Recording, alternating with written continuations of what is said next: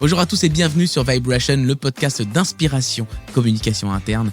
Je m'appelle David Gordon, je suis le fondateur de Nouvelle Voix et chez Nouvelle Voix, nous produisons des médias d'engagement, des podcasts, des live streams, des vidéos pour les communications internes. En octobre 2022, nous avons enregistré une série de live podcasts dans le cadre de la Vibration Week. Un des sujets concerne les podcasts de communication interne. Et oui, est-ce que ça marche d'ailleurs, ces podcasts de communication interne?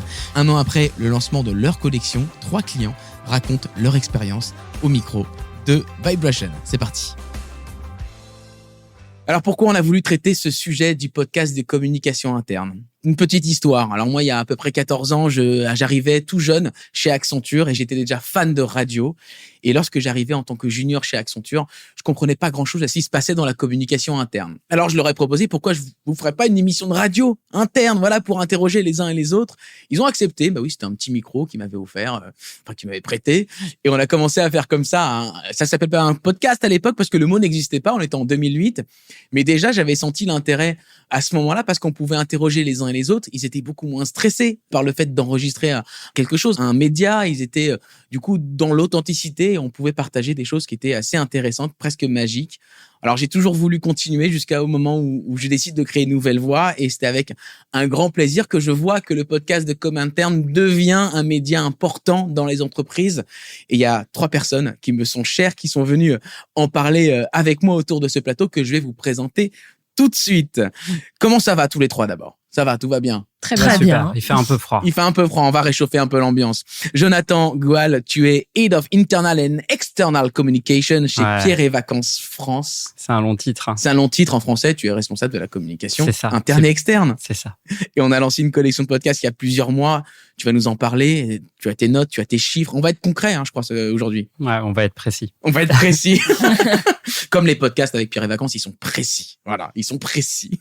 Également avec nous, Mathilde Nixon. Bonjour. Bonjour. Mathilde. Bonjour David. Je suis content de t'avoir sur ce plateau parce que Safran, c'est aussi une aventure avec ce podcast Radar qu'on réalise depuis un an ensemble. 1 an déjà, oui. Un an qu'on se connaît, David. 1 an qu'on se connaît. Voilà. Ça passe vite, ça passe vite. vite. Un succès, je crois. Un très beau succès. Bon. Et ouais. Ça continue et ça va continuer. D'ailleurs. Bon, écoute, tu vas nous en parler, tu vas nous dire ce qu'il en est. Delphine Genet est également avec nous. Ça va, Delphine? Très bien, merci. C'est une belle histoire aussi, ce podcast Janssen. Alors, la communication, ça fait pas partie de ton job du quotidien. Non. Et c'est aussi intéressant de voir que c'est un sujet qui peut se prendre par la sphère de la communication, mais pas que, parce que toi, tu es responsable du service formation et développement chez Janssen. Et tu es responsable du projet podcast. Exactement, pour notre équipe en fait. Pour l'équipe Janssen. Il y a 3 entreprises autour de cette table qui ont des tailles différentes, qui ont des concepts différents. On va les présenter et c'est vraiment cette multiplicité d'exemples et cette complémentarité entre vous qui m'a semblé intéressant de présenter aux auditeurs qui peuvent poser des questions. N'hésitez pas parce que c'est avec vos questions qu'on va pouvoir enrichir nos débats et c'est avec vos questions que ça va devenir très très concret pour vous. Donc n'hésitez pas à vous poser des questions. Il y a un onglet questions pour ça où vous commentez dans le chat. On est sur le coup, je regarde là tous vos messages et on y répond en direct. Allez, c'est parti. On va vous demander de présenter chacun d'entre vous votre organisation. Alors, on les connaît, mais surtout les enjeux de com interne. Jonathan, tu commences.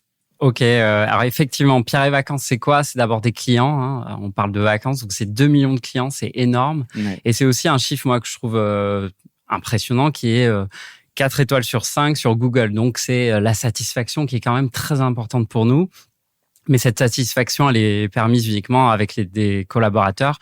Et là, on est aux alentours de 1900 collaborateurs au plus haut de la saison, puisque effectivement, on varie aussi avec des saisonniers. C'est ça. Sur les saisons hiver et été. C'est un des enjeux dans les entreprises de services de tourisme comme Pierre et Vacances, de gérer une com interne avec des saisonniers, des gens qui vont, qui viennent. Exactement. Ouais.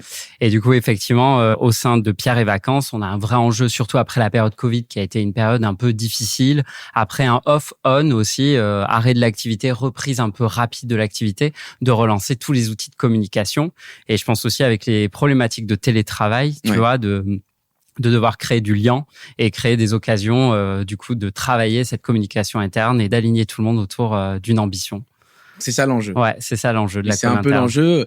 Alors, quand on s'est rencontrés, il y avait un enjeu particulier qui était aussi de rapprocher le siège des régions. Parce que voilà, vous n'êtes pas censé ignorer que les résidences Pierre et Vacances sont souvent en région, voire à l'étranger. Et il y avait quoi? Il y avait une incompréhension parfois, ça peut arriver ça? Ouais, effectivement. En fait, comme beaucoup d'entreprises, on a une problématique où il y a une logique de rythme très différente. Par exemple, moi, l'été, je pars en vacances, mais j'oublie pas que j'ai plein de collaborateurs, j'ai la moitié de la boîte qui tourne encore et qui accueille tous nos clients pendant la saison haute. Donc c'est vrai qu'il y a cette problématique de rythme qui peut créer des petites frictions. Et du coup, tout l'intérêt du podcast, mais j'aurai peut-être l'occasion de te raconter ça a été de rassembler ces gens-là et de montrer qu'on travaillait tous dans le même objectif pour améliorer la satisfaction de nos clients et développer des vacances de qualité. Donc c'est ce qu'on a fait avec ce podcast. Donc voilà le brief, Pierre et Vacances, comment on va rapprocher la région du siège et comment on va créer quelque chose qui va permettre qu'on se comprenne un peu mieux. C'est ça. On va découvrir tout à l'heure un extrait de ce podcast, donc restez avec nous. Mathilde, une question. Alors, une entreprise plus grande, internationale, je sais pas si dans tous les pays, mais dans beaucoup. Dans beaucoup de pays. Oui, Safran. Donc là, on est vraiment sur un groupe de haute technologie qui œuvre dans des domaines de l'aéronautique, du spatial, de la défense. Donc nous, quand on parle de communication interne, c'est vrai qu'on s'adresse à peu près 80 000 collaborateurs qui sont dispersés dans le monde entier. Ouais. Donc un vrai enjeu là aussi. Il faut pouvoir parler à tout le monde. Et c'était ça en fait c'est vrai qu'au moment où on a décidé du coup de lancer le podcast interne, on avait cette problématique qui était de produire un média qui était accessible, multilingue et qui permettait aussi de créer du lien finalement aussi entre tous les collaborateurs et de parler à tous pour permettre à tout le monde de saisir un peu mieux les enjeux technologiques et sociétaux sur lesquels travaille en fait le groupe et à la fois aussi de valoriser finalement l'expertise de nos collaborateurs dans le monde entier. Donc c'était une vraie c'est un challenge effectivement, un vrai challenge. Il faut que ça parle à tout le monde et ce qui était aussi dans le brief, c'était de pouvoir enregistrer et donc de produire le média de manière assez simple, même si on va à la rencontre de collaborateurs et de collaboratrices très très loin. Tout à fait. Ouais. On voulait vraiment aller à la rencontre des collaborateurs et des experts dans le monde entier. Donc il fallait aussi qu'on ait un discours authentique, trouver les bonnes personnes et puis encore une fois valoriser les équipes partout. Donc c'était un vrai enjeu. Second brief, challenge. Donc comment valoriser 80 000 collaborateurs et collaboratrices dans le monde. Et voilà, on va voir si le podcast y a répondu. En tout cas, c'était ça le brief. Je vous cache pas qu'à un moment donné, au brief, il y a une goutte en disant 80 000. Ok, oui. Ah bah oui. On se pose des vrais challenges. On va y travailler. Delphine, un autre contexte. Janssen, c'est énorme dans le monde. C'est une grande entreprise. Internationale également. En France, à peu près 2000 collaboratrices à peu près. Et l'équipe pour laquelle on a créé le podcast, c'est une équipe beaucoup plus réduite. Tout à fait, 120 personnes. 120 personnes. Donc voilà, souvent on me dit à partir de quelle taille on peut créer un podcast. Alors on se doute que pour les grandes entreprises, c'est intéressant. Mais également pour les petites équipes, ça peut l'être également. Et c'est pour ça que la présence de Delphine est intéressante. 120 personnes, on fait un podcast. C'est quoi les enjeux de com autour de ces 120 personnes? Alors on est parti un peu comme pour Pierre et Vacances du contexte du post-Covid, du télétravail. Et puis aussi beaucoup de mobilité en interne, donc des gens qui ont changé de poste, des nouvelles têtes qui arrivent dans ce contexte-là. Et donc là, l'enjeu que l'on a eu, c'était de créer du lien social entre tous ces collaborateurs qui se connaissaient pas ou un peu moins. Et surtout, on avait donné un petit challenge supplémentaire à Nouvelle Voix, c'était comment créer des moments entre les épisodes et même d'aller prendre des cafés entre ces épisodes pour créer du lien. Il faut qu'ils prennent des cafés entre les épisodes. Il faut que le podcast crée des cafés, voilà, qui se voient, qui prennent des verres, des cafés. C'était ça. Donc, goûte encore. Hein, oui. Bon, on verra si on l'a fait. Est-ce qu'on a réussi? C'est le moment, monsieur, mesdames, de pitcher un petit peu vos podcasts, vos concepts. Alors, je vais vous aider un peu parce que derrière chaque podcast, derrière chaque concept, il y a une nouvelle voix. On essaie de vous apporter des solutions. Mais raconte-nous un peu ce concept du podcast qu'on a créé ensemble. Ouais. Alors, qui s'appelle La Fabrique des vacances locales. La Fabrique des vacances locales. C'est ça. Ouais. En fait, effectivement, tout l'enjeu, comme je le disais, c'était vraiment de faire discuter deux personnes qui n'ont pas l'habitude spécialement de travailler ensemble, mais qui travaillent dans un même objectif. Donc du coup, c'est une interview croisée. C'est les intervieweurs qui s'interviewent mutuellement et toi, tu animes pour donner du rythme. On est à le tout maître ça. de cérémonie, mais il y a vraiment des questions entre eux. Ils s'invectivent, ils se parlent. Exactement. Et l'idée, voilà, c'est de rendre compte qu'il y a plein de synergies à créer entre le siège et les sites et de révéler, voilà, qu'on travaille tous dans le même objectif. Donc, c'est tout l'intérêt. Et c'est aussi une occasion d'humaniser un petit peu tout ça parce que c'est pas que des objectifs chiffrés qu'on a, c'est aussi des humains. Donc, on essaye de rajouter un petit peu d'anecdotes, de petits éléments qui viennent du coup enrichir et humaniser ce programme. Dans le premier épisode, par exemple, je me souviens, on parlait de la satisfaction client. C'était la thématique de l'épisode. Et vraiment, les deux acteurs, c'était une collaboratrice et un collaborateur, siège et région, partagent leur vision de la satisfaction client, comment l'un et l'autre travaillent de leur côté, même si ils ne travaillent pas en même temps au même endroit, je veux dire, mais ils travaillent, oui, en même temps pour la satisfaction client avec des outils différents, des outils complémentaires. On va écouter un extrait de Pierre et Vacances, la fabrique des vacances locales. On se retrouve juste après. Bonjour à toutes et à tous et bienvenue dans ce podcast destiné aux équipes Pierre et Vacances. Qu'est-ce que vous faites tous les deux à votre niveau pour l'améliorer, cette satisfaction, Florence ? Alors, nous, c'est notre quotidien, effectivement, de plonger dans toute cette matière très riche. On a à peu près 100 000 enquêtes par an, 50 000 verbatim. Donc, c'est énorme. Une matière extrêmement riche. Et donc, du coup, les équipes ont plus de temps à consacrer à chacun des clients. Et je pense que ça, c'est une vraie attente de la part de nos clients, en fait, effectivement, d'avoir une relation plus personnalisée. Et alors, Romain, dans ces cas-là, comment tu fais pour garder les équipes motivées et continuer à leur parler de satisfaction ? Alors, c'est un vrai sujet, effectivement. C'est un peu notre challenge au quotidien parce qu'effectivement, il faut partager les résultats et on le fait. Romain, le mot de la fin. Juste une petite dédicace pour mes équipes, effectivement, qui œuvrent au quotidien pour la satisfaction de nos clients. Merci à tous les deux d'être intervenus dans ce premier épisode. Merci beaucoup Florence Vareille. Ça a été ? Oui, super. Et merci à tous de nous avoir suivis dans ce premier numéro de la Fabrique des vacances locales. On se retrouve très vite. À bientôt.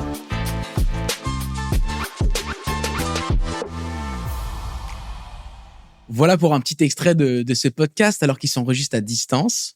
Et puis on voit, il y a de la tendresse, on salue l'équipe, on se parle, on partage des bonnes pratiques. On est une belle boîte et effectivement, il y a beaucoup d'humains dans cette entreprise parce qu'on travaille sur les vacances et on travaille au quotidien avec des clients qu'on essaye de satisfaire. Donc c'est vrai qu'il y a cette charge émotionnelle très très forte chez nous. Et ils se connaissent pas forcément au début de la production. On va revenir sur comment on produit ce podcast dans quelques instants, mais ils se connaissent pas forcément les personnes qui interviennent et ils doivent créer un truc ensemble. Et c'est bien l'enjeu du podcast, c'est de se faire rencontrer des gens qui n'ont pas toujours l'occasion de discuter et de révéler encore une fois ces synergies. Et en l'occurrence, parfois on identifie même des projets qui pourraient être pertinents pour les sites et inversement pour le siège et ça a lancé des petites idées qui étaient pertinentes. N'hésitez pas à poser des questions. J'imagine que vous en avez des questions qui arrivent dans vos esprits. N'hésitez pas, on est là pour répondre. Elles sont là pour répondre à vos questions. J'ai lancé un petit sondage pour savoir si c'est un sujet pour vous ou non. Le podcast, allez, je le publie, vous y répondez. Paf, voilà. Comme ça, on en parle juste après. Safran, Mathilde, est-ce que tu peux nous raconter, nous pitcher le concept de Radar, le podcast Safran ? Tout à fait. Donc, en effet, le podcast s'appelle Radar. Un joli nom, d'ailleurs, que tu avais trouvé et proposé et qu'on a adopté tout de suite. On trouve toujours 15 noms et à un moment donné, il y en a un qui arrive, voilà. Non, mais c'est vrai, mais qui faisait appel aussi à nos produits. Donc, c'était une super idée. Donc, Radar, en fait, c'est un podcast, on va dire, immersif, en fait, dans les activités du groupe où on va aller rencontrer nos collaborateurs, nos experts pour leur donner le micro et leur demander, en fait, concrètement, qu'est-ce que vous faites? Parce que, en effet, on cherchait à avoir un discours authentique parce que derrière nos technologies, en fait, il y a des êtres humains, il y a des hommes et des femmes qui prennent pas toujours la parole facilement parce qu'il y a les caméras, exactement. parce que être filmé c'est compliqué. Exactement. Et c'était ça souvent le défi, la vidéo, etc. C'est un média qui peut stresser, être stressant pour les gens. Et alors là, avec le podcast, on a réussi à avoir un discours hyper authentique et à avoir un niveau de profondeur sur des sujets inédits un peu chez nous. Et ça, c'était vraiment chouette. Donc c'est vrai qu'avec l'équipe de Nouvelle Voix, donc on se déplace sur les sites industriels. Alors à l'international, on le fait à distance. On n'a pas encore fait de voyage au Mexique ou en Chine. Peut-être qu'un jour ça viendra. On est chaud, nous. Nous, on est chaud. Non, mais peut-être qu'un jour ça viendra. Et donc voilà, on aborde différents sujets. Encore une fois, donc qui vont parler des enjeux sur lesquels travaille le groupe. Donc ça peut être l'aviation durable, l'accès à l'espace, la transformation digitale. Donc un peu des sujets qui font rêver aussi et qui sont grand public en fait. Ouais. Derrière tout ça, on essaye de montrer que tout ce sur quoi travaille Safran au quotidien répond à des enjeux, mais grand public, sociétaux, etc. Donc, Alors, je complète, effectivement, c'était pensé d'abord comme un podcast de com interne, mais finalement, vous vous êtes rendu compte qu'il n'y avait rien de confidentiel et qu'au contraire, c'était de nature à promouvoir vos activités. Donc, il a été sorti en externe avec un grand succès. On va reparler des écoutes qui sont incroyables. Il est enregistré en français et en anglais. Tout à fait. On sélectionne vraiment précisément nos intervenants et ils enregistrent à chaque fois en anglais et en français. Et en français. On fait des interviews avec des collaborateurs aux États-Unis, au Mexique, en anglais, mais à chaque fois, du coup, on a utilisé une voix off pour traduire par-dessus. Pour traduire par-dessus et rendre accessible en français. Voilà. Alors moi, j'aime bien cette anecdote, Mathilde, c'est la musique du podcast qu'on va découvrir dans quelques instants. Ouais, c'est une musique qui a été composée exprès pour Safran avec des prises de son qui ont été réalisées sur les lignes de prod, en fait, avec le marteau, le machin, etc. Et de ça, on en a fait une musique que vous allez découvrir dans quelques instants. L'idée, c'était toujours d'immerger l'auditeur vraiment dans l'univers de Safran. On va écouter, et juste après, on prend la question de Céline, qui a une bonne question. On écoute le podcast Radar.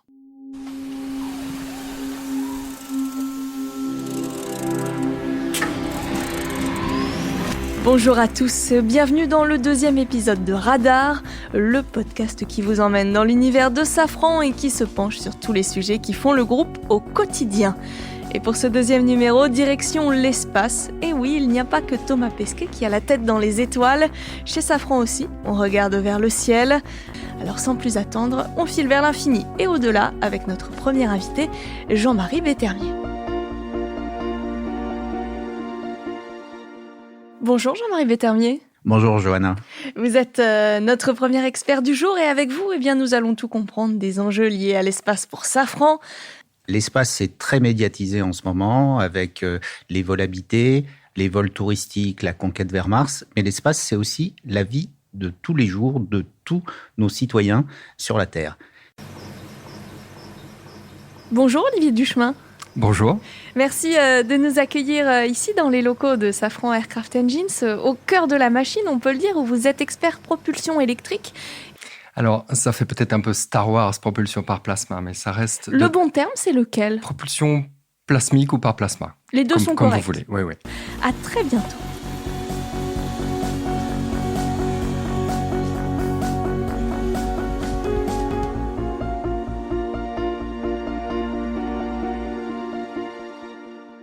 Alors voilà un exemple, on peut pas tout montrer parce qu'il y a des podcasts écoutez-les parce qu'en fait ils sont disponibles. Vous tapez Radar sur vos plateformes de podcasts et vous pourrez réécouter ces podcasts internes, externes. Donc on y va en immersion et est-ce que Bon, je te poserai la question tout à l'heure des résultats. Je vais te poser la question des résultats, mais on va prendre la question de Céline. Comment sont sélectionnés les collaborateurs qui interviennent dans les podcasts ? Que c'est du volontariat ? Est-ce que c'est désigné par la manager ? Question à tous les trois, et je commence par toi, Mathilde, puisque tu as le micro. Alors nous, c'est vrai qu'on va les chercher, on enquête un peu, ça fait partie du travail en amont finalement, avant de l'enregistrement du podcast. En général, on n'a aucun souci, les personnes sont toujours volontaires, sont plutôt contents d'être sélectionnés. Alors, ils sont moins stressés encore une fois parce que ce n'est pas de la vidéo, donc quand on leur explique que c'est que de l'audio, déjà ça enlève un peu un stress chez les gens, on leur explique que ça va être monté, etc., qu'il pourrait y avoir des coupes. Donc en général, on a vraiment un accueil enthousiaste. Il n'y a pas de problème, non. De ton côté, Jonathan ? La même chose, on les désigne, on les force. Non, mais ils sont toujours très contents, encore une fois, de pouvoir raconter leur métier. C'est assez intéressant aussi d'aller les voir dans les bureaux et de voir qu'ils sont même surpris eux-mêmes qu'on aille les chercher pour raconter un petit peu leur quotidien. Donc, c'est intéressant. Et oui, c'est une manière de dire merci pour tout le boulot qui est fait. Ouais. Delphine, j'en viens à toi, au podcast Janssen. Tu nous pitches ce podcast. Alors, je vais t'aider, évidemment. Donc, ce podcast chez Janssen s'appelle le MAF Time. Alors, le MAF pour le nom de notre département, qui est le Medical Affairs, donc l'équipe médicale. Et Time, on fait un petit peu le lien avec un peu le Coffee Time. C'était pour créer un petit peu ce lien dont je vous parlais jusqu'à dans le logo, on va le voir. Jusqu'à dans le logo, exactement. C'est un podcast de 12 minutes qu'on lance tous les mois. Et puis, il est vraiment construit sur ce côté très authentique, relationnel, le lien, avec 3 rubriques.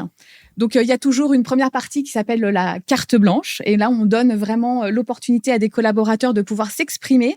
Et on va un peu loin aussi parce qu'on s'exprime à la fois sur des sujets qui maillent un petit peu le pro, le perso. Ce qui nous permet c'est leur aussi... choix.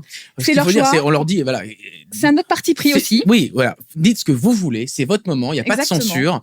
Nous, on aide simplement l'équipe de production à écrire. On fait du coaching de prise de parole pour que ça soit joli, un beau moment. Mais c'est vrai que c'est complètement libre. Complètement libre. Donc, les collaborateurs sont libres de choisir leur sujet. Et souvent, c'est un peu un maillage entre les deux, le pro et le perso. Après, on a une deuxième partie qui est autour on appelle les MAF News, pour aussi nous donner un petit peu, justement, nous projeter un peu sur l'avenir, savoir ce qu'on fait dans l'équipe, parce que se connaître, c'est aussi de savoir ce que font les uns et les autres. C'est vraiment des news comme un JT. Hein. Exactement. Typiquement un JT. Et puis, on a une troisième rubrique. Alors ça, c'est notre petit secret magique. C'est une rubrique un peu ludique. C'est la roue, le défi. C'est la roue des défis. Exactement. Et en fait, on donne l'opportunité à des collaborateurs qui sont tirés au sort, pour de vrai, de pouvoir se rencontrer au travers d'un défi qu'on leur donne. Alors, on va leur dire, rencontrez-vous, prenez un café et puis partagez-nous au prochain podcast en voice note votre pire expérience ou votre meilleure. Voilà, on leur demande une anecdote drôle au travail, par exemple. Vous allez prendre un café tous les deux, les gens qui sont tirés au sort, et vous nous faire une voice note sur vos anecdotes rigolotes au travail, et donc qui est diffusée le mois d'après. Le mois d'après. Donc, finalement, on va forcer un peu le destin d'avoir des collaborateurs qui se rencontrent, qui se connaissent pas forcément. Le même enjeu aussi, siège et terrain. Donc, on les fait aussi se rencontrer. Et puis, ça donne envie. Voilà, c'est sympathique. Ça crée vraiment une bonne émulation autour du podcast. On écoute, tout simplement, j'ai envie de vous dire. Le MAF Time. Bonjour à tous et bienvenue sur MAF Time, le podcast de l'équipe du MAF. Au programme aujourd'hui, le MAF Pitch, c'est-à-dire carte blanche de 2 minutes maximum, donnée à certaines personnes de votre équipe, et c'est dans quelques secondes. Également au programme, les MAF News, des news officielles et des news off. Alors restez avec nous, c'est dans quelques instants. Et puis en fin d'émission, le MAF Challenge, où nous mettrons 2 personnes au défi avec un challenge à réaliser pour le mois prochain. C'est parti pour MAF Time, le podcast. Le MAF Pitch. Donc comme tu l'as dit, nous sommes le duo de choc Med-Aid Dermato Rhumato. Et nous allons témoigner de l'importance de notre collaboration en binôme au quotidien. J'avais hâte qu'un binôme soit recruté pour m'accompagner sur les différents projets. C'est vrai que je me suis sentie tout de suite bien accueillie par Karen qui m'a embarquée dans le métier. Notre force, c'est notre profil aussi qui sont très différents, que ce soit sur la personnalité, profil professionnel, méthodologie de travail, et pourtant on est totalement complémentaires. Notre complémentarité nous permet d'être efficaces et garder notre enthousiasme, quelle que soit la situation. À deux, c'est mieux. Le MAF News. Bonjour à tous. Ne laissons pas le Covid nous éloigner. Voilà la phrase clé du séminaire MAF. Le MAF Challenge. C'est un défi qu'on va vous donner à réaliser entre 2 émissions. Et c'est Alix qui devra prendre un café. Donc toutes les deux, Alix et Sophie, on vous donne rendez-vous le mois prochain avec vos petites anecdotes. Qu'est-ce qui est arrivé de plus fou lors de la Saint-Valentin? On a hâte de découvrir l'histoire. On se donne rendez-vous le mois prochain. Voilà pour Janssen. Donc c'est encore une fois un peu ramassé évidemment, mais je pense qu'on comprend bien un peu l'idée. Alors le bruit, le tic tic tic tic, c'est une roue, une roue digitale qu'on tourne, la même qu'on utilisera tout à l'heure pour le tirage au sort, parce que vous le savez, celles et ceux qui ont participé au jeu concours et qui gagnera du coup un kit de podcast sera tiré au sort tout à l'heure. Donc restez avec nous jusqu'à la fin de l'émission. Question de Johanna, sur quels canaux vos podcasts sont-ils accessibles aux collaborateurs, Jonathan? Alors, assez simplement, on a envisagé tout ce qui était possible en termes de podcast. Pour l'instant, comme c'est un podcast interne, on s'est dit qu'on allait mettre uniquement sur YouTube parce qu'on se dit que beaucoup de gens avaient un accès à Internet sur leur téléphone et potentiellement l'application YouTube. Donc, on l'a mis en lien du coup privé pour les collaborateurs. YouTube pour toi, oui. Chez Safran Radar. Alors chez nous, il est disponible sur notre intranet et en fait, comme tu le disais tout à l'heure, nous on l'a rendu externe également, donc il est aussi disponible sur toutes les plateformes d'écoute de podcasts, donc Spotify, Apple Podcasts, Deezer, etc. Delphine. Et nous plutôt sur nos outils internes, donc nous c'est sur Microsoft Stream. Et ça reste en interne. Ouais, alors il y a différentes manières de le faire. Sur les réseaux sociaux d'entreprise, il y a aussi également la possibilité de le mettre sur des plateformes de podcast qui restent complètement hermétiques, qui sont pas diffusées sur toutes les plateformes. Donc c'est aussi un outil intéressant parce qu'on a des KPI sur des outils de podcast, comme on va évoquer dans quelques instants, parce qu'il y a des questions sur les KPI. Juste avant d'arriver sur les KPI, sur les résultats, quelles étaient vos craintes avant de commencer cette collection de podcasts, Mathilde? Alors, je sais pas si c'était une crainte, mais en tout cas, on s'est posé la question quand on s'est dit on va se lancer dans le podcast. On s'est dit, est-ce qu'on peut pas le faire nous-mêmes? Parce que on avait des ressources matérielles et humaines en interne On n'avait pas d'experts radio ni rien, mais on s'est dit bon, on peut peut-être se débrouiller avec un micro, voilà. Et puis avec finalement ma collègue Morgane Palacios, que je cite, qui a travaillé avec moi sur le sujet. Qu'on embrasse, qu'on salue. Voilà, qu'on salue. Finalement, on était fans toutes les deux de podcasts et on a quand même convenu que la qualité d'un podcast, c'était souvent le montage, le journaliste, la prise de son, le journaliste qui pose les questions. C'est un métier en fait qu'on n'avait pas forcément. Et donc du coup, on s'est dit non, il faut faire appel à une agence, il faut être accompagné pour vraiment produire un podcast de qualité. Donc voilà. C'était est-ce qu'on peut le faire nous-mêmes, oui, non, et donc du coup c'était ça la crainte. Voilà, c'était ça la question qu'on s'est posée au départ. Très bien. Delphine, ta crainte? Alors moi la crainte c'était surtout comment tenir le rythme de tous les mois et d'apporter du contenu pertinent tous les mois et le temps que ça allait prendre. Moi personnellement, tu m'as envoyé beaucoup d'alertes là-dessus. Hein. Faut pas que ça prenne trop de temps. Et par rapport aux équipes, et en fait, on se rend compte que avec toute la structure qu'on a mis en place, donc à la fois l'accompagnement de nouvelles voix, un comité éditorial aussi en interne, et ben finalement la collecte d'informations, elle va remonter finalement assez facilement. On sent aussi que après le premier, le deuxième, le troisième sont beaucoup plus faciles parce que c'est rodé, la gouvernance, le process, enfin tout est hyper calé et finalement. À ma grande surprise, on va dire, après la partie cadrage, oui, premier qui est podcast, un peu plus longue. Après, ça roule. Ouais, ça roule. Et on a vraiment... ça prend pas trop de temps. Jonathan? Alors nous, sur le podcast, c'était pas du tout la première idée, le premier outil qu'on pourrait envisager, parce qu'on est dans un secteur qui fonctionne beaucoup sur de l'iconographie, du visuel, de la vidéo. Donc en com interne, on travaille aussi beaucoup sur ces formats-là. Mais du coup, le format de l'interview s'y prêtait parfaitement. L'autre crainte, au-delà du fait qu'on n'avait pas cet appui visuel, c'était aussi la problématique de est-ce que les gens vont prendre du temps pour écouter? On leur prend potentiellement 10-15 minutes de leur temps. Est-ce que c'est du temps efficace? Parce que c'est vraiment notre règle d'or en com interne, c'est d'avoir toujours des outils qui font gagner du temps, qui améliorent l'efficacité opérationnelle. Et on veut que les collaborateurs, à la fin de l'écoute, se disent j'ai appris quelque chose, je vais lancer un projet qui a du sens. Donc, du coup, tout l'enjeu va être de s'assurer que l'adoption est la bonne et que le format est le bon et la durée aussi. Donc, on avait peur que l'adoption soit pas bonne. Ouais. Mais et du coup, tu as fait un bilan à un moment donné, c'est une question d'Isabelle Châtillon, que je salue. Quels sont vos KPI pour piloter, mesures d'atteinte de l'objectif et combien de temps vous vous êtes donné pour faire un premier bilan? Jonathan? En fait, nous... C'était tout de suite le bilan. Enfin, oui, c'est tout de tous suite. les épisodes, en fait. Dès le premier épisode, effectivement, on a suivi tous les KPI, que ce soit les taux d'ouverture des emails qui annonçaient la création de ce podcast, mais aussi le taux d'écoute. Et il y a un sondage, je crois, aussi tout de suite effectivement. Pour recenser les retours. Et ça aussi, on le fait pour tous les outils de communication interne, parce qu'on a tout créé quasiment quand j'ai repris ce scope-là dans mon périmètre. Et effectivement, l'idée, c'était de s'assurer à chaque fois qu'on a un retour des collaborateurs, leur permettre de dire ça leur plaît pas. Et après, il y a aussi ce que j'appelle le corridor test. Vous allez dans le couloir et vous allez parler à tous vos collaborateurs et vous leur demandez qu'est-ce que tu en as pensé. Alors, ils en pensaient quoi? C'est quoi les retours? Alors du coup, il y en a qui l'avaient pas écouté, donc c'est l'occasion aussi de comprendre pourquoi ils ne l'avaient pas écouté. Oui. La durée était en question, c'était un 15 minutes la première version, on a réduit, après, voilà, plus efficace.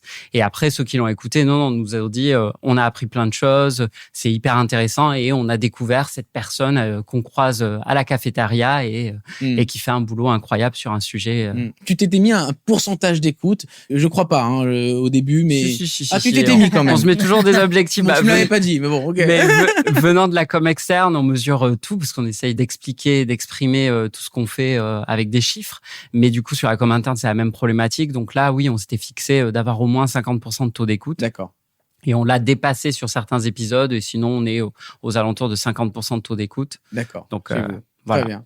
Mathilde, de ton côté, vous avez fait un bilan. On se voit régulièrement pour faire le bilan, pour regarder les stats. Et puis, on compare les épisodes les uns par rapport aux autres. Ce qui nous a permis peut-être de changer quelques petites choses. Les titres, par exemple, qui ont été hyper importants. Tout à fait. Oui. Dès le premier épisode, je pense qu'on s'est vu tout de suite après. Enfin, on l'a sorti, puis on a regardé ce qui se passait. Mais oui, comme tu disais, on a regardé tout de suite les audiences. Pareil, sur la durée, on s'est rendu compte que c'était un peu trop long. Et ça, c'était des commentaires qui nous remontaient du terrain, vraiment des auditeurs et tout ça. Donc, on a tout de suite pris en compte. Donc, pareil, on est passé, je crois, on avait le premier épisode de mémoire faisait un peu plus de 20 minutes. Oui, il était très long parce qu'il y avait beaucoup de choses à dire. Il y avait beaucoup de choses. C'était un sujet sur les biocarburants. Sur les biocarburants, tout à fait. Donc, c'était un super sujet. sujets, mais un peu trop longs, voilà, dans le timing. Donc tout de suite, on a réduit. On est passé après à moins de entre 15-20 minutes, et aujourd'hui, on est autour de 10 minutes. Hein. Ouais, c'est ça. Parfois, ils sont même en dessous. Ouais, tout à fait. On n'hésite pas d'ailleurs à segmenter lorsqu'il y a un sujet comme les biocarburants qui sont importants. On n'hésite pas à les segmenter en 2 épisodes différents, parce qu'on a bien compris que c'était, d'ailleurs, c'est la tendance générale des podcasts, et lorsque c'est moins de 10 minutes, c'est plus accessible et on a envie de les écouter. Puis même sur les sujets, en fait, on a aussi réduit, enfin, on a un peu plus été sélectif sur les sujets en se disant, voilà, on va vraiment prendre des sujets, des petites capsules. Voilà, le biocarburant, c'est peut-être un peu trop large, c'est pour ça qu'on fait un peu trop long. Donc voilà, le dernier, on a voulu faire sur les taxis volants à Paris.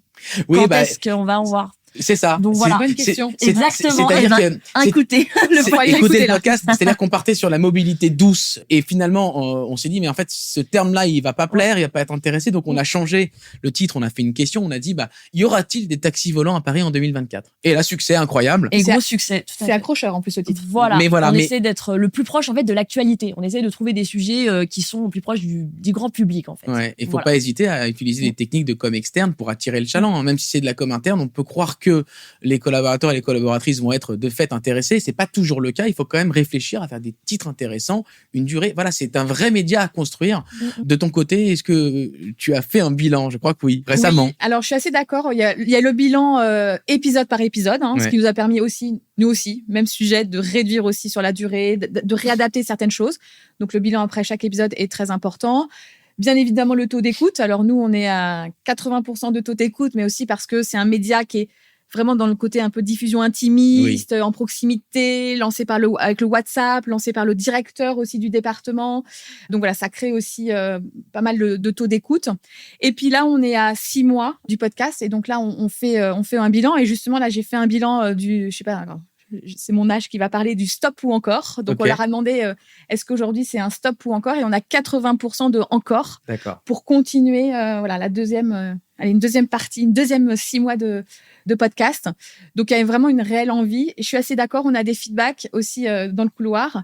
Et puis, je crois que le meilleur des feedbacks, c'est ce que je te disais aussi, David, c'est le jour où on me frappe à la porte et on me demande explicitement je veux y être pour le prochain podcast. Et là, je crois qu'on a tout gagné. On a complètement gagné.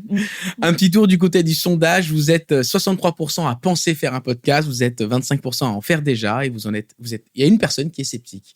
Donc voilà, on comprend. Peut-être qu'elle sera plus sceptique après. On n'a pas parlé des résultats du podcast Radar, Mathilde. Alors, nous, c'est vrai qu'en termes d'écoute, nous, on a comptabilisé à peu près 30 000 écoutes sur 10 podcasts. Donc, diffusés depuis un peu moins, je crois. an. Il y en a 8, je crois, non? Si on compte en anglais, oui, en c'est français. vrai. Pardon. C'est vrai, parce que comme on les fait systématiquement en français et en anglais, du coup, ça double. Donc voilà, mais ce qui nous a, dans les résultats, en tout cas, moi, ce que je prends en compte aussi, et ça, c'est toi qui m'avait attiré l'attention sur ce point-là, c'était le taux de complétion. Et là, à peu près la durée d'écoute moyenne du podcast. Et là, pour le coup, on est super satisfait parce que, donc, sur 10 épisodes, les gens écoutent 80% du podcast. Ouais. Donc, ça veut dire que quand on commence un épisode de Radar, on a envie de le terminer. Et ça, c'est vraiment aussi satisfaisant d'avoir ça. Est-ce que ça peut se prolonger dans le temps, selon vous, ce podcast? Sous quelles conditions, Jonathan? Alors nous, je peux confirmer qu'on va continuer l'aventure et les podcasts, c'est la bonne nouvelle du jour. Non, effectivement, nous, la problématique, ça va être vraiment d'aller chercher les saisonniers, qui sont des collaborateurs qui sont moins exposés à la stratégie et aux collaborateurs du siège. Donc tout l'enjeu va aller de créer, de transformer peut-être cet outil pour en faire aussi un outil de communication interne, mais pour les directeurs de site, comme un appui pour... lancer des discussions, lancer des projets, améliorer la performance des équipes et la satisfaction. Donc, c'est un gros point sur lequel on se lance ce défi-là sur la fin de l'année. Je l'apprends en direct. Je l'apprends en direct. On va passer sur de la com managériale en plus sur le podcast. Très bien. Et on compte aussi l'ouvrir à l'externe parce qu'on trouve que c'est intéressant d'ouvrir un peu les cuisines. Donc, ça m'intéresserait de connaître tes résultats. Mathilde? Oui, nous, on va continuer. Vraiment, ça fonctionne bien. On est très contents. Et comme je disais tout à l'heure, on va aller sur des sujets qui sont encore plus grand public, en tout cas, parce que Déjà, on voit qu'en termes d'audience aussi, ça nous permet de booster un peu les audiences. Et puis surtout, ça suscite ce sentiment de fierté. Parce que même si on l'a ouvert à l'externe, notre objectif est aussi quand même de parler aux collaborateurs en interne. Et on voit que parler sur des sujets comme ça, où voilà, quelqu'un qui travaille chez Safran, on entend parler sur TF1 ou France 2, c'est aussi un sentiment de fierté, de se dire, moi je travaille dans cette boîte-là, qui travaille sur les taxis volants qui seront au JO 2024, qui travaille sur le Space James Webb Telescope, là, qui a été propulsé par la NASA. C'est le prochain épisode, celui-là. C'est le prochain épisode, tout à fait. Donc voilà, donc on va continuer à aller dans ce rythme-là, avec toujours un épisode par mois en moyenne de diffuser. Ouais. Voilà. Delphine. Alors nous aussi, on va continuer.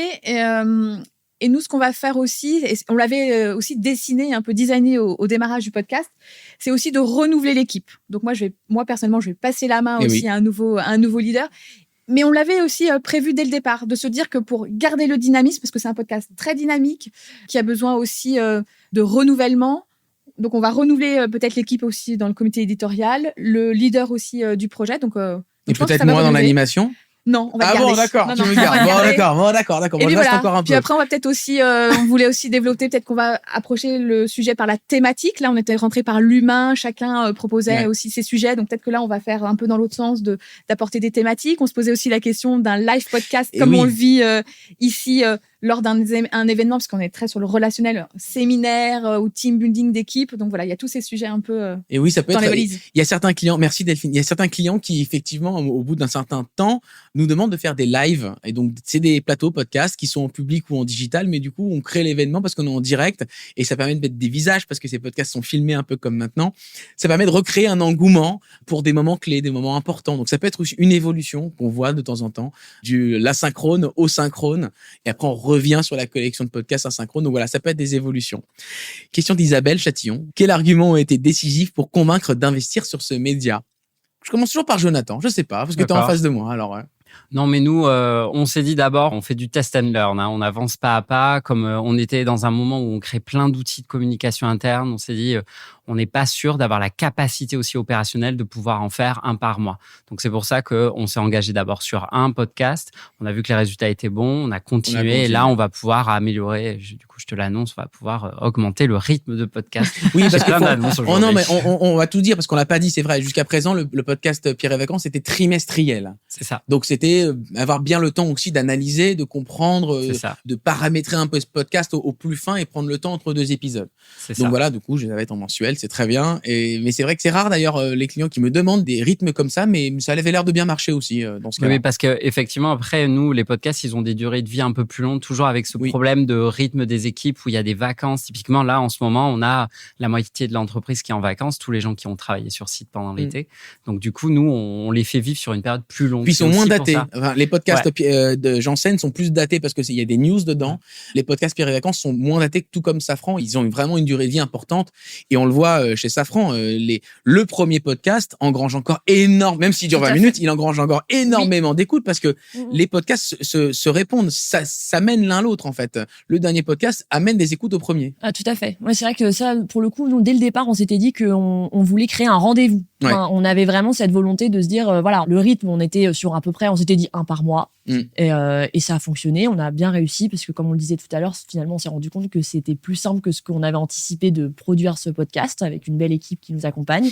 Donc voilà, mais créer ce rendez-vous, il était important. C'est vrai que alors, ce que j'ai pas dit aussi au départ, mais le premier podcast, ce qui nous a permis de le lancer aussi, de convaincre pour répondre à la question, c'est parce qu'il s'inscrivait dans notre nouveau magazine digital. Oui, au début, c'était ça. C'était un QR code. Enfin, c'était un lien dans le magazine. Parce qu'on avait un magazine papier interne qui est devenu 100% digital et on voulait qu'il y ait des contenus enrichis dans ce magazine digital. Et donc, du coup, on a lancé le podcast dans ce cadre-là. Mais au final, on a complètement séparé la diffusion du podcast de ce magazine qui a 5 parutions par an à peu près. Le podcast, maintenant, vit indépendamment avec un épisode par mois. D'accord. Très bien. La question qui a été posée, je peux te la poser également. Comment tu as pu convaincre d'investir sur ce média ? Honnêtement, on n'a pas eu de résistance. D'accord, ça on n'a pas eu de simple. résistance parce que finalement, l'objectif, il était là. On avait besoin d'authenticité, de valoriser les équipes, de donner la parole dans le monde entier, d'avoir quelque chose de plus accessible. Et honnêtement, le podcast répondait tout à fait à ce besoin-là. Donc, on n'a pas eu de résistance. Delphine ? Pas de résistance non plus. La direction était très motrice. Voilà, la direction était très motrice parce que bonne expérience par ailleurs. Et puis, et c'était aussi pareil, par rapport à l'enjeu, on avait un enjeu de communication, de mettre en valeur des collaborateurs. Voilà, le patron de la direction avait aussi un besoin de communiquer à ses collaborateurs. Et on se rend compte, c'est parce que je ne suis pas à la com, que la communication traditionnelle, c'était pas forcément son truc. Et le bon, voilà, on ne regarde Vous l'avoir plus. sur le canal. Voilà, Okay. on regarde plus ses newsletters, on regarde pas ses mails, on est débordé, on n'a pas le temps. Et finalement, le podcast répondait un petit peu à ça, de pouvoir se glisser dans le quotidien. Et c'était voilà, un peu innovant. Nous, c'est aussi une première au sein de Janssen, où il y avait aussi ce côté innovation et on changeait un peu notre canal de communication parce que les canaux actuels n'étaient pas adaptés. Ouais. Dernière question avant de passer au tirage au sort. Je vous l'ai annoncé depuis tout à l'heure. Qu'est-ce que vous conseilleriez aux entreprises? Dans quel cas ils pourraient y aller sur le podcast? Je commence par toi, Mathilde, cette fois-ci. Il faut se lancer, faut pas avoir peur. Non, mais il faut tester. Je pense que, mais là, ce qu'on a, tester un épisode. On est tous d'accord, c'est qu'en fait, c'est possible de vraiment d'apprendre en marchant. Donc, faut pas se dire le premier épisode, il faut apprendre de comment il fonctionne, voir les retours, les bouts de couloir, les audiences, etc. Et puis y aller progressivement et le faire évoluer. Je pense que lancez-vous sur un épisode au moins pour voir en pilote. Après, quoi. Évidemment, il faut se poser les questions de à quoi va répondre l'objectif du podcast. Il y a tellement de formats aussi différents. Je pense que nos 3 podcasts sont des exemples très différents de ce qu'on peut faire en podcast interne. Donc, il faut aussi réfléchir à qu'est-ce qu'on veut dire, comment on veut le dire, le format, la durée. Ce qu'on avait fait dès les premiers jours, je me souviens. Et c'est vrai qu'on peut partir d'un podcast qui est très intimiste pour une équipe, 120 personnes avec un objectif pour cette équipe-là. Comme pour vous, où il y a vraiment d'appartenance à l'entreprise, voire un podcast à l'extérieur. Donc, j'ai l'impression qu'on a vraiment toutes les possibilités, tous les champs. Jonathan, mot de la fin. Le mot de la fin, qu'est-ce que je conseillerais? Je conseillerais, oui, effectivement, de se lancer, mais surtout de se dire que c'est pas très engageant en fait. Faites un podcast, allez tester le retour des collaborateurs, optimisez, et puis c'est un terrain de jeu qui est assez cool. D'autant plus quand on est accompagné par un expert qui connaît les ficelles. Ah, tu parles de moi? Oui, je parlais de toi. Ça c'est clé. Ça, c'est un mot de la fin qui me plaît. Merci beaucoup. Et voilà. C'est la fin de cet épisode, c'est la fin de cette semaine. Merci à vous 3 de m'avoir accompagné dans cet épisode qui m'a fait chaud au cœur parce que voilà, on travaille au quotidien et donc ça me fait plaisir de vous voir tous les 3 réunis. Merci Jonathan Goual, responsable communication interne et externe de Pierre et Vacances. C'est ça, merci. Merci beaucoup pour ta gentillesse et au quotidien. Voilà, c'est un plaisir de travailler avec vous 3 d'ailleurs. Mathilde et Nixon, merci infiniment d'avoir été avec nous. Avec plaisir. On continue, on n'arrête pas chez Safran. Podcast Radar, écoutez-le sur les plateformes. Tout à fait, écoutez-le. Et un podcast que vous ne pourrez pas écouter, non, parce que c'est pour l'équipe de Delphine. Merci Delphine d'avoir été avec nous. Merci David. Tu passes la main, mais en tout cas, on reste en contact. Je vais vous suivre. Et tu vas nous suivre. Et merci à vous tous et à vous toutes de nous avoir suivis pendant toute cette semaine. C'était enrichissant, c'était passionnant, c'était beaucoup de travail, c'était un peu fatigant, mais on est content de vous avoir proposé beaucoup d'inspiration comme interne au service de l'évolution de vos organisations. À très bientôt. N'hésitez pas à écouter les podcasts Vibration sur toutes les bonnes plateformes de podcast. Ciao, à bientôt.